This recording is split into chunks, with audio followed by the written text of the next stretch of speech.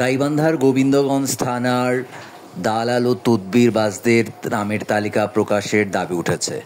সম্প্রতি উপজেলা বিএনপির নেতা আজহারুল ইসলাম বাদশাহ তার ফেসবুক পোস্টে গোবিন্দগঞ্জ থানার দালাল ও তদবিরবাজদের ভলিউম বইয়ের ছবি পোস্ট করে লেখেন, তদবিরবাজদের তালিকা হচ্ছে।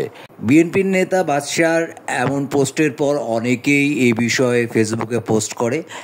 একই রকম ভলিউম বইয়ের ছবি দিয়েই তারা দাবি তোলে যে গোবিন্দগঞ্জ থানার যারা দালাল ও তদবিরবাজ তাদের নামের তালিকা প্রকাশ করার জন্য। এরপরই আলোচনায় আসে গোবিন্দগঞ্জ থানার দালাল ও তদবিরবাজদের নামের তালিকার প্রকাশের বিষয়টি।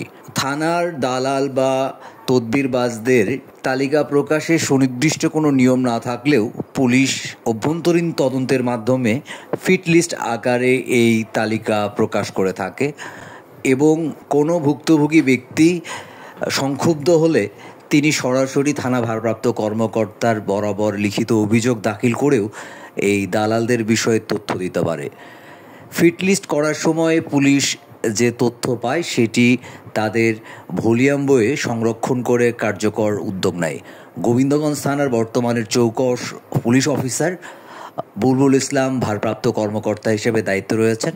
এমন চৌকস অফিসারের কাছে গোবিন্দগঞ্জবাসী প্রত্যাশা করছে দ্রুত গোবিন্দগঞ্জ থানার দালাল ও তদবিরবাজদের নামের তালিকা যাচাই বাছাই করে সেটি জনসম্মুখে প্রকাশ করবে।